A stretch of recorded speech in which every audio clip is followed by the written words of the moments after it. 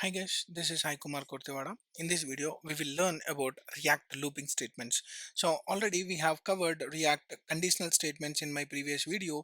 Please watch that so that you will understand the conditional statements. And now we are using a React looping statements. So how to use React looping statements and what is the purpose of looping a statements in React. So let me go here. First, we'll try to understand. I have paragraph tag and I want to display a sequence of numbers. For example, I have 1 and I have 2 and I have 3.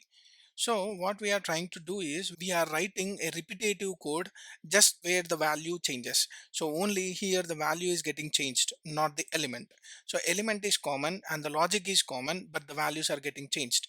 So in this case, instead of writing all these hard-coded values, we can maintain a loop or we can maintain a array where you will be getting the values, and that values can be iterated and can be shown on the UI. Let me go here and you can see 1 2 3.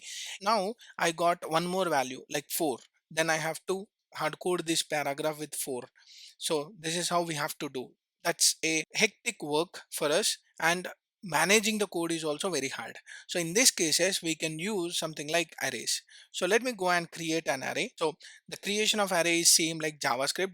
It is not different from JavaScript. It is common. So we can use 1 comma 2 comma 3 comma 4 and just save this. Now what I want to do is the common thing, whatever the common thing we have, we will be keeping like that. For example, here the paragraph is common, but 1 2 3 the values are getting changed. So let me remove this. Now I have an array. So in general, whenever you want to loop an array, we will be using for each or for loop. Here what we'll try to use is we'll be using map. So there is a map operator which helps us to iterate our array.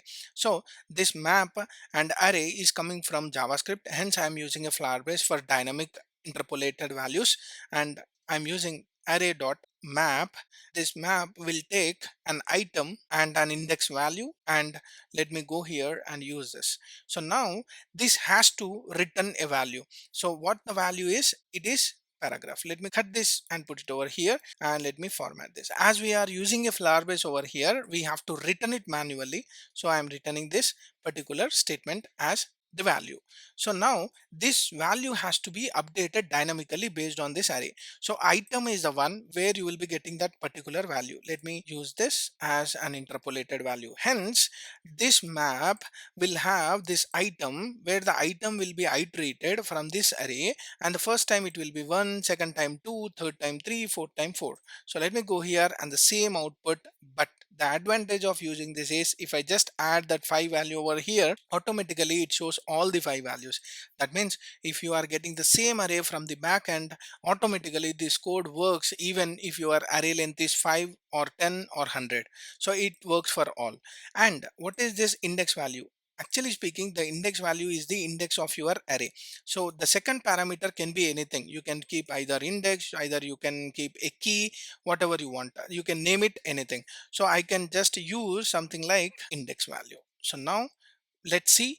1 is a value and 0 is the index, 2 is the value, 1 is the index, 3 is the value, 2 is the index, 4 is the value, 3 is the index. Like that we are showing the value along with the index.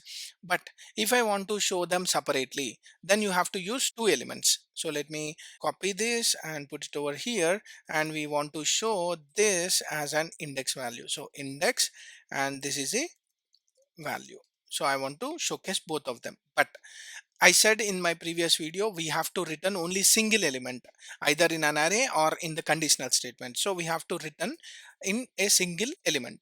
So I'll create one parent element. Again, here it is an useless element actually speaking, because just we are wrapping. For wrapping content, we are creating a div element, and let me format this and hit enter. Now I'll use item over here which shows the value. So let me save this and I'll use HR tag which will create a horizontal line. So you can see here, this is my value 1, index 0, value 2, index 1. Like that we got all the values along with the indexes. So that's how we have returned. But there is one problem over here. If you go here and just inspect this and go to the console, there is a warning. Each child in a list should have a unique key. So we have to pass a property for each and every value which is iterated, and that should be passed at the parent level. So the parent level is div, and I can pass a value called as key. is equal to, I want to pass a unique value. In this case, I can consider the unique value as the value of the array, but maybe it can be duplicated, but the index will never be duplicated. Hence, I'll be using index as my key. So this key is a property which is given by React, and you can use that key on any of the element, either on a paragraph, span, div, anywhere we can use this key.